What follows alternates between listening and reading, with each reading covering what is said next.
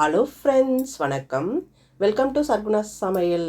இன்றைக்கி நம்ம சேனலில் போண்டா ரெசிபி தாங்க பார்க்க போகிறோம்.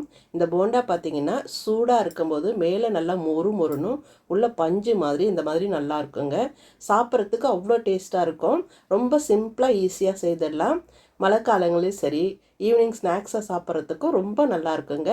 இந்த மாதிரி செய்திங்கன்னா 4 போண்டா சாப்பிட்றவங்க இன்னும் 4 போண்டா சேர்த்து சாப்பிடுவாங்க. அவ்வளோ டேஸ்ட்டாக இருக்கும். இது எப்படி செய்யுதுன்னு பார்க்கலாம். நம்ம சேனலை இப்போ தான் முதல் முறையாக பார்க்குறீங்கன்னா சப்ஸ்கிரைப் பண்ணிக்கோங்க. இப்போ வாங்க போண்டா எப்படி செய்யுதுன்னு பார்க்கலாம். அதுக்கு முதல்ல இந்த மாதிரி ஒரு மிக்சிங் பவுலை எடுத்து வச்சுக்கோங்க. அதில் 2.5 கப் அளவுக்கு கடலை மாவு சேர்த்துக்கிறேன். நல்லா சுத்தமான கடலை மாவு சேர்த்துக்கிட்டிங்கன்னா போண்டா ரொம்ப நல்லா வருங்க, சாஃப்டாக. இப்போ 2.5 கப் அளவு சேர்த்துட்டேன். கிட்டத்தட்ட 1/2 கிலோ மாவு சேர்த்துருக்குறேங்க.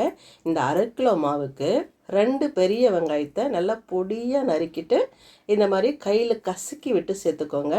இந்த மாவில் எல்லா இடத்துலையும் இந்த வெங்காயம் இருக்கும்போது டேஸ்ட் ரொம்ப நல்லாயிருக்கும், போண்டாவோட டேஸ்ட்டு. இந்த மாதிரி கசக்கி விட்டு சேர்த்துக்கோங்க. கூடவே ஒரு 3 பச்சை மிளகா கட் பண்ணி வச்சுருக்கிறேன், அதையும் சேர்த்துக்கலாம். குழந்தைங்க சாப்பிட்றதா இருந்தால் பச்சை மிளகாவையே குறைச்சிக்கோங்க. உங்களுக்கு பச்சை மிளகா காரம் பிடிக்குதுன்னா இந்த அளவுக்கு சேர்த்துக்கோங்க. போண்டாவில் அங்கங்கே இந்த பச்சை மிளகா கடி போடும்போது டேஸ்ட் ரொம்ப நல்லாயிருக்கும். அது கூடவே நல்ல ஒரு கை கொள்கிற அளவுக்கு கொத்தமல்லி இலையை நல்லா பொடியாக கட் பண்ணிவிட்டு சேர்த்துக்கோங்க, நல்லாயிருக்கும். கூடவே ஒரு கொத்து கருவேப்பிலையை ஒன்றும் பாதியமாக பிச்சு போட்டுக்கோங்க. இந்த போண்டா மொறு மொறுன்னு வர்றதுக்கு 1 டேபிள் ஸ்பூன் அரிசி மாவு சேர்த்துக்கோங்க. சூடாக சாப்பிடும்போது பார்த்திங்கன்னா நல்லா மொறு மொறுன்னு கிறிஸ்பியாக நல்லாயிருக்கும் போண்டா. கூடவே கடலை மாவு சேர்த்துருக்கிறதுனால கொஞ்சமாக பெருங்காயத்தூள் சேர்த்துட்டு ஒரு 3/4 டீஸ்பூன் உப்பு சேர்த்துட்டு கை வச்சுட்டு இந்த வெங்காயம் கொத்தமல்லி எல்லாம் அந்த மாவோட நல்லா எல்லா இடத்துலையும் படுற மாதிரி நல்லா இந்த மாதிரி பிசைஞ்சு கலந்து விட்டுக்கோங்க. இந்த மாதிரி நல்லா கலந்துட்டு பிறகு 1/4 டீஸ்பூன் அளவுக்கு சமையல் சோடா சேர்த்துக்கலாங்க. இது ஆப்ஷன் தான், உங்களுக்கு விருப்பமாக இருந்தால் சேர்த்துக்கலாம். ஆனால் இது சேர்க்கும் போது போண்டா நல்லா கொஞ்சம் சாஃப்டாக நல்லா வரும். சேர்த்துட்டு கொஞ்சம் கொஞ்சமாக தண்ணி ஊற்றிட்டு இந்த மாதிரி கலந்துக்கலாம். மாவோட பக்குவம் கூட போண்டா நல்லா சாஃப்டாகவும் மொறுமொறுன்னு வர்றதுக்கு மாவோட பக்குவம் ரொம்ப முக்கியங்க. பாருங்கள், இந்த மாதிரி கொஞ்சம் கொஞ்சமாக தண்ணி ஊற்றிட்டு இந்த மாதிரி கலந்துக்கலாம். அவ்வளோதான்.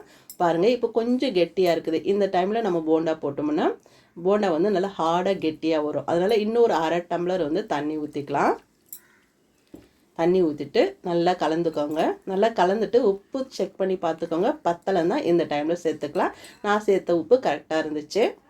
பாருங்கள், இந்த மாவு எடுத்து போடும்போது இந்த மாதிரி இருக்கணும். மாவு பக்கம் இந்த மாதிரி கலந்திங்கன்னா போண்டா ரொம்ப நல்லா வரும்.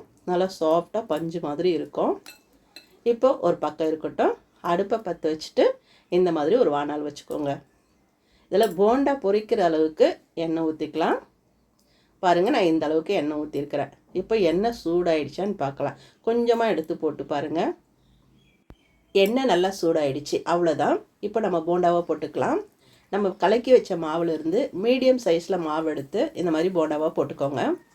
அடுப்பை மீடியம் ஃப்ளேம்லேயே வச்சுக்கோங்க. ஹை ஃப்ளேமில் வைக்க வேண்டாம். ஹை ஃப்ளேமில் வச்சோம்னா போண்டா போட்ட உடனே கரிஞ்சி போயிடும். மேலே நல்லா வெந்துட்டுருக்கும், ஆனால் உள்ள மாவு அப்படியே இருக்கும். அதனால் அடுப்பை மீடியம் ஃப்ளேமில் வச்சுட்டு இந்த மாதிரி போண்டா போட்டிங்கன்னா உள்ளே மேலெல்லாம் வெந்துட்டு இந்த மாதிரி நல்லா வெந்து மேலே வரும். இந்த டைமில் இந்த மாதிரி கலந்து விட்டுக்கோங்க. நல்லா உள்ளே மேலெல்லாம் வெந்துட்டு போண்டா நல்லா செவந்து வரும்போது நம்ம எடுத்துடலாம். அவ்வளோதான். பாருங்கள், நல்லா போண்டா செவந்து நல்லா வந்துடுச்சு. அவ்வளோதான். ஒரு தட்டில் நம்ம எடுத்து வச்சுக்கலாம். மழை காலங்கள்லையும் சரி, ஈவினிங் ஸ்நாக்ஸாகவும் சரி, யாருனா கெஸ்ட்டு வந்தாலும் சரி, கடலை மாவு இருந்தால் போதுங்க.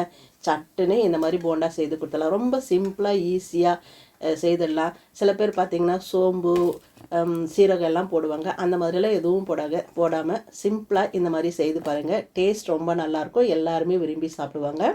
எல்லாத்தையும் இந்த மாதிரி போண்டாவை செய்து வச்சுட்டேன். இது செய்யும்போது பார்த்திங்கன்னா மழை நல்லா ஜோடு பெஞ்சிட்டு இருந்ததுங்க. நாங்கள் மழைக்கு அதுக்கும் சூப்பராக சாப்பிட்டோம். அவ்வளோதாங்க. சூப்பராக போண்டா பஞ்சு மாதிரி தயாராகிடுச்சு பாருங்கள்.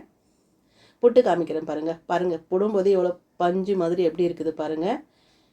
இந்த மாதிரி நீங்களும் செய்து பாருங்கள். செய்து பார்த்துட்டு எப்படி வந்ததுன்னு சொல்லுங்கள். இந்த மாதிரி செய்து கொடுக்கும்போது 4 போண்டா சாப்பிட்றவங்க இன்னும் 4 போண்டா சேர்த்து சாப்பிடுவாங்க. அவ்வளோ டேஸ்ட்டாக இருக்குங்க.